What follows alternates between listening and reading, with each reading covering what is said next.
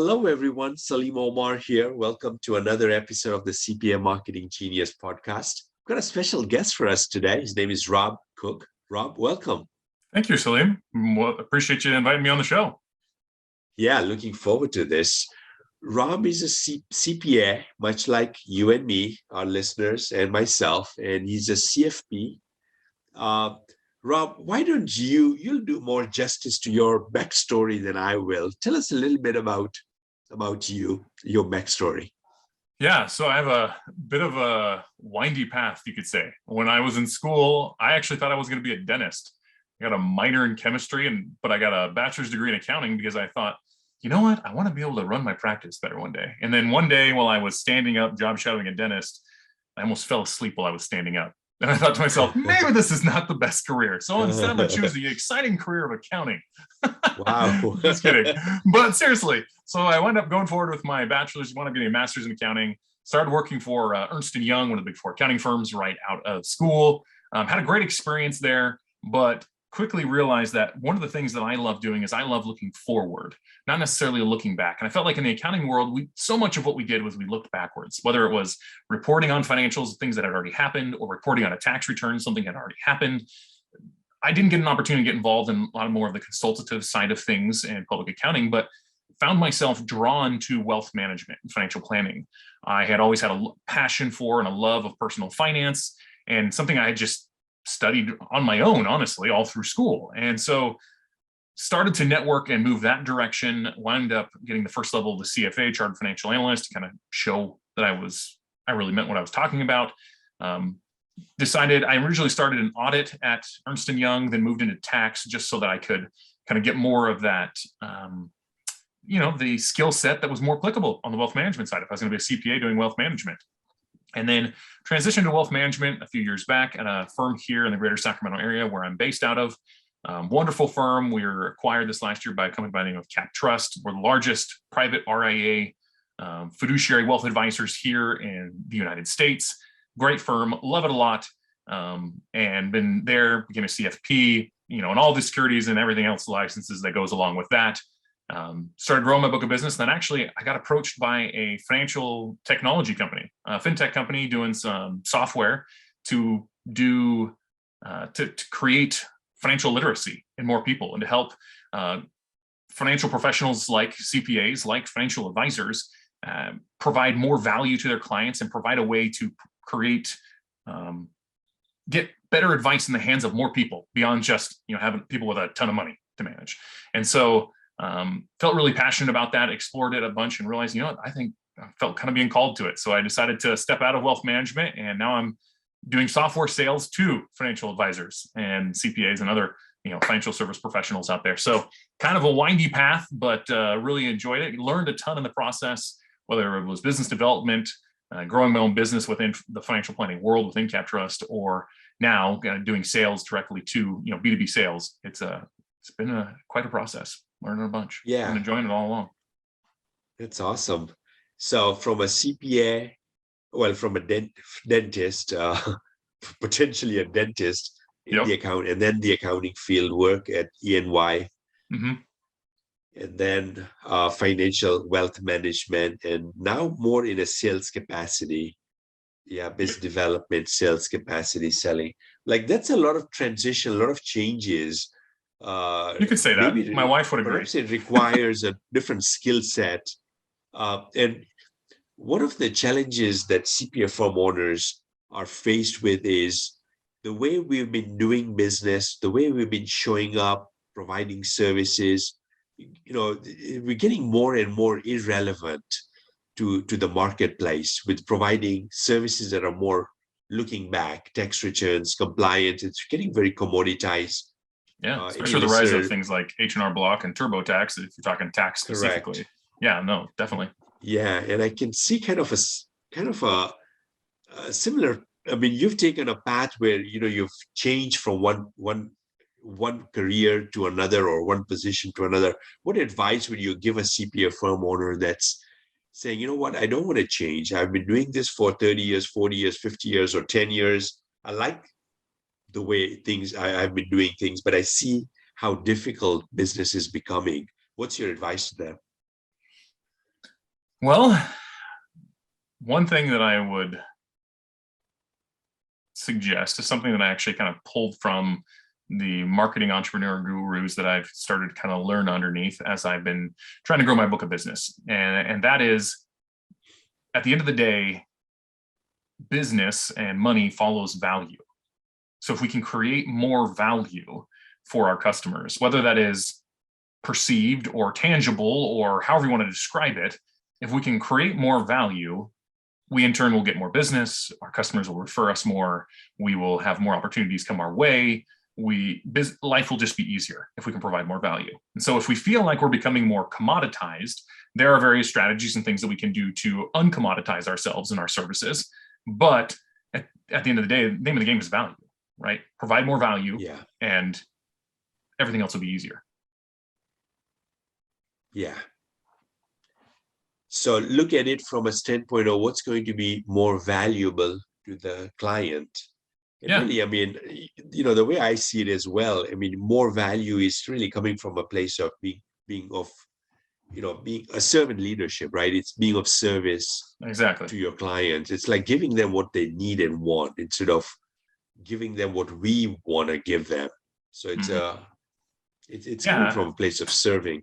That's a great point. And honestly, one of the things that I've learned in my journey of changing my different careers, starting my own podcast, various different things, is that learning what your clients want is really, really difficult when you try and serve everyone.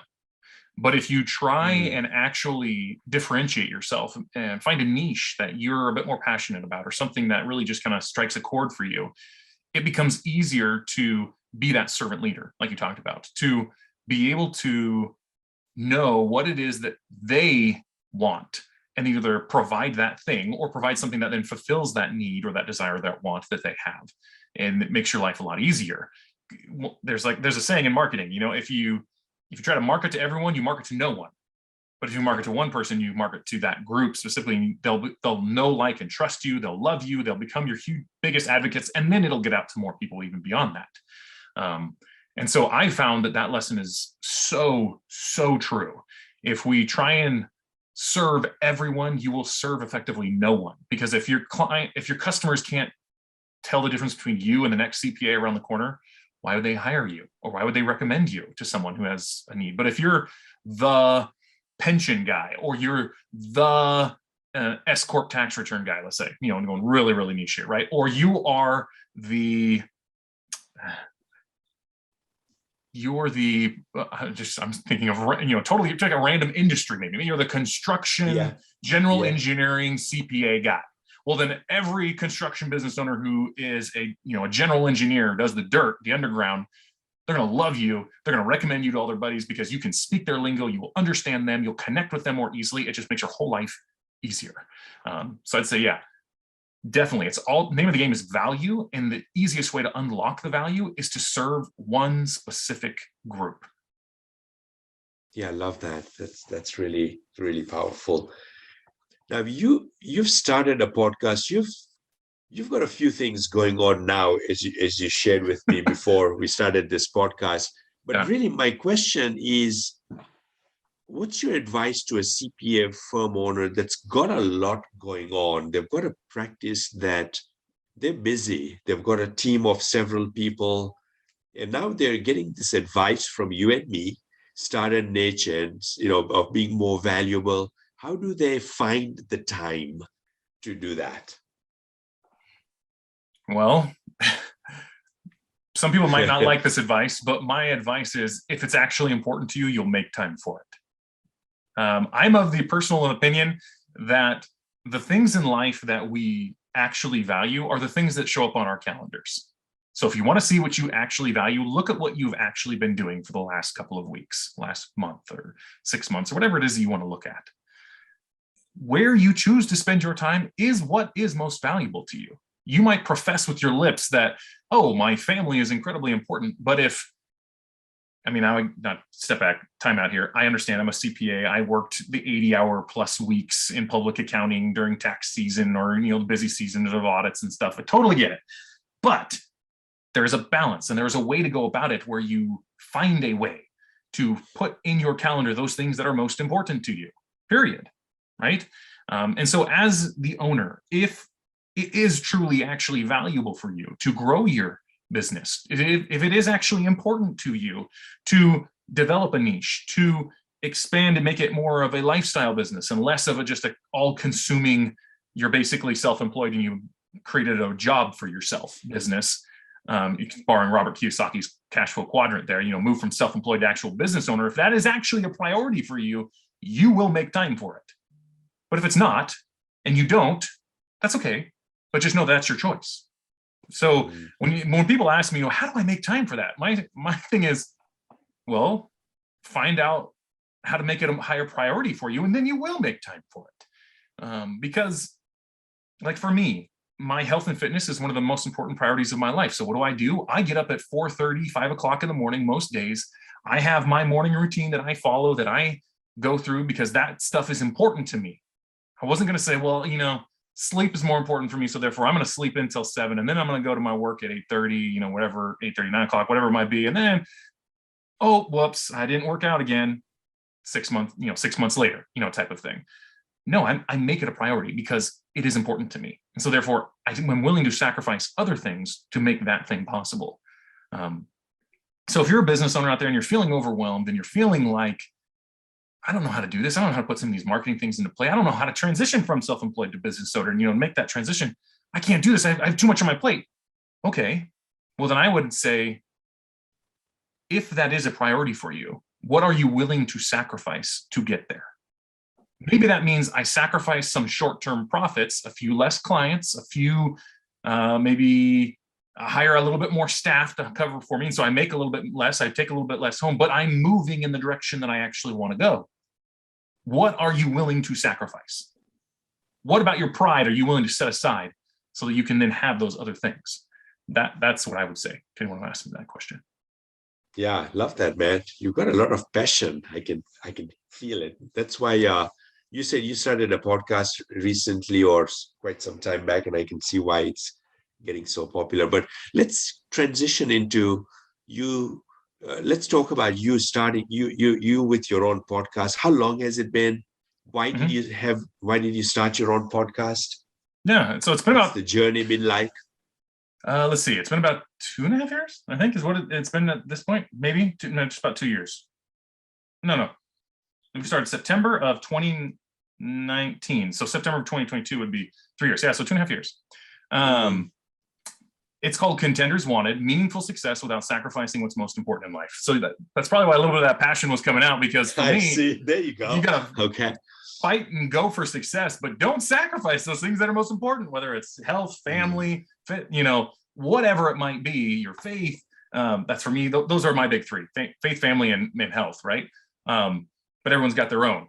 Don't sacrifice those things in the process of going for success. And so how do we do that? How do we ensure that we are successful, but not just successful, but it's successful in the right way, successful without sacrificing those things that are most important in life? What are the specific tools, tactics, strategies, and paths that we need to take to make sure that we get there, or at least give us the best chance to get there, instead of just on the hamster wheel every single day, hoping that eventually we might get where we want to go.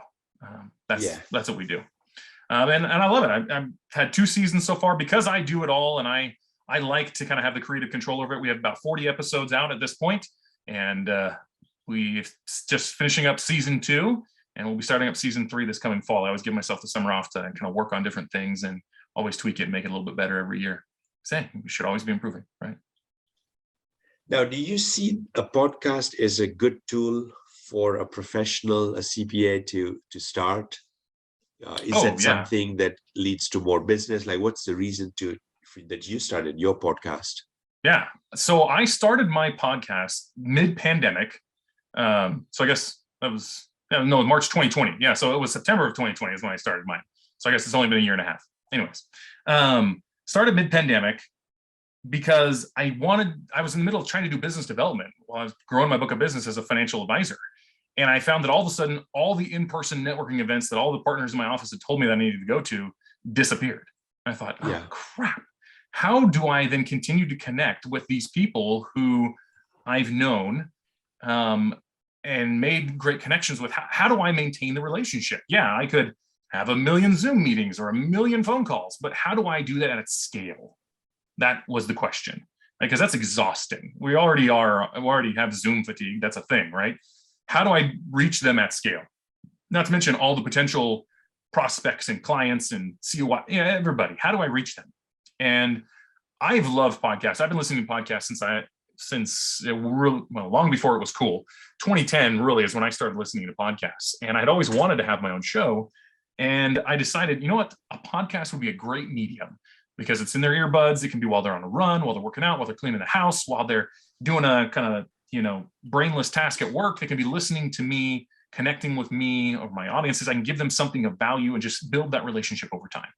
So in order to maintain creative control, I actually chose to do something that was not necessarily wealth related at the time. I chose to just go general success, which this is why I recommended earlier, choose a niche, because I'm kind of learning to niche down. That was one of my big rules that I learned when trying to grow my podcast.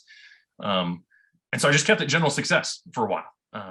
And I actually found that it was incredibly valuable, but it wasn't like an immediate ROI turnaround in terms of the value that it was creating.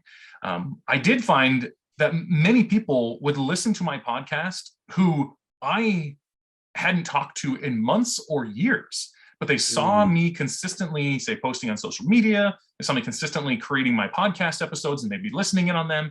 And they felt close to me. They felt like we had connected, but I hadn't talked to them. And so all of a sudden, so for example, when I transitioned out of my wealth management job into my software sales job, I spoke to all my current clients and some, other people who I had great relationships with that were technically clients of other advisors who I'd worked with. And one of them, when I was talking to, he told me the other day, he said, "Man, Rob, I'm so sad to see you going. Can we make sure we stay in touch? I listen to your podcast. I love what you do, and you're awesome. And let's just make sure we stay in touch." And I hadn't talked to this guy over the phone in probably a year at that point. Yeah. But he felt like we had a really close relationship because he listens to my podcast. Yeah. And I think that is the power of a podcast. If you're willing to play the long game, if you're willing to make short-term sacrifices to play a longer game to get greater connection, build deeper relationships, and be able to find a way to have just all of a sudden COI referrals popping out of nowhere, a podcast is a great way to do that.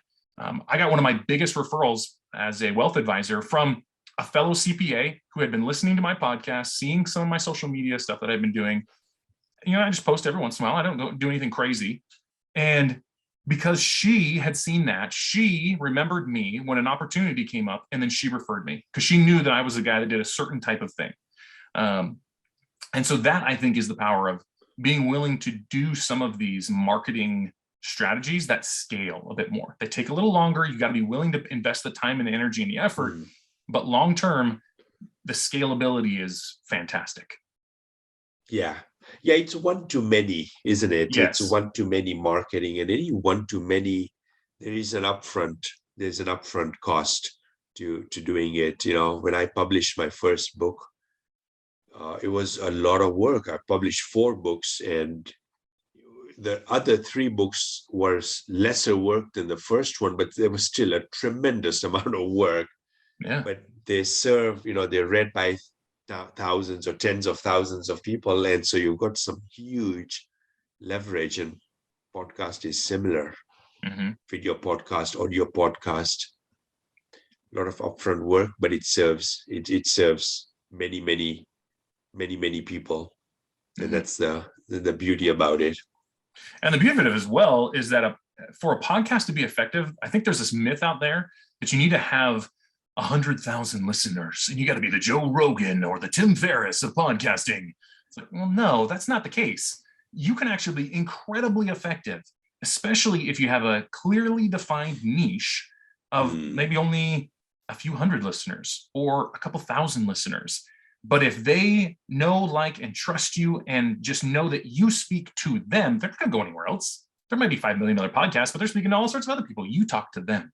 You provide value to them. And that's when you get some serious leverage, and it can be incredibly valuable. Yeah. So I highly encourage, I don't do this typically, but you want to check out Rob's podcast because you can hear his passion and his energy, and I'm sure he's got some good stuff in his episodes. So be sure to do that. Rob, as we come towards the end of this episode, I appreciate it, everything that you've shared. What's the one question that I should have asked you, but I haven't? Maybe why? Why is always one of my favorite questions. And I feel like when we understand why someone did something, the thought process, it kind of opens the window to you understanding them better, and then us understanding their process and how we might then be able to apply it in other situations. So whenever someone asks me a question like that, my first thought is always, why? Why did you do X? Why did you do Y? Why did you choose to go here instead of there? Type of questions. Yeah, is this along the lines of starting with why, like Simon Sinek, starting with why sure. and finding your purpose? Yeah. Yeah. How does this relate to a CPA listening to this? So start with why. Like, why are they in practice? Why is it? Yeah, is that the kind of question they should be asking themselves? Is why does it? Why are they in business? Because we tend to forget, and we get into the busyness of the day. Mm-hmm. Why am I doing this? Right? Is that the question you would bring the listener down to in a way? Yeah. No, I think if we have more clarity on our whys, what to do becomes easier. How to do it becomes easier. If the more powerful the why, the easier everything else is. So for me, I know why I choose to do what I do. And the more that I know of myself, why I want what I want, why I am striving for whatever my goal is at the time, the more power I can put behind that, the less energy it takes later. And the easier it is to make decisions, and the easier it is to be willing to sacrifice those things that may have been a distraction before. Like using the example of the business owner who feels like he doesn't have the time. Well, I would argue that you probably don't have the time because you're still trying to figure out your why. Who are you serving and why are you serving them? Where do you want to get to and why do you want to get there? Is your why strong enough to pull you there? Or are you constantly having to fight the uphill battle? If you can understand why you are in the business that you're in, why you're serving the clients you're serving, why you're going after a certain goal, why you want your life to be a certain way, suddenly it's not so much effort and energy trying to force yourself to do the things you should be doing, but you're doing the things you should be doing because you want to do them, because you understand your own why. So I think that's part of the reason why I bring that up. Yeah, love that. Cool. Awesome. If listeners want to reach out to you, what's the best way for them to do that? The easiest way is probably just to reach out to my email that I use for my podcast. It's rob@contenderswanted.com. Always love hearing from others who hear me on other podcasts or those who listen to the show. Love interacting there. So yeah, rob@contenderswanted.com. And that's the name of the podcast as well? Yep, Contenders Wanted. Yep. Got it. Awesome. Great, Rob. Thank you so much for giving me time here. Well, thank you for the invite again, Salim. I really appreciate it. Thank you. Awesome.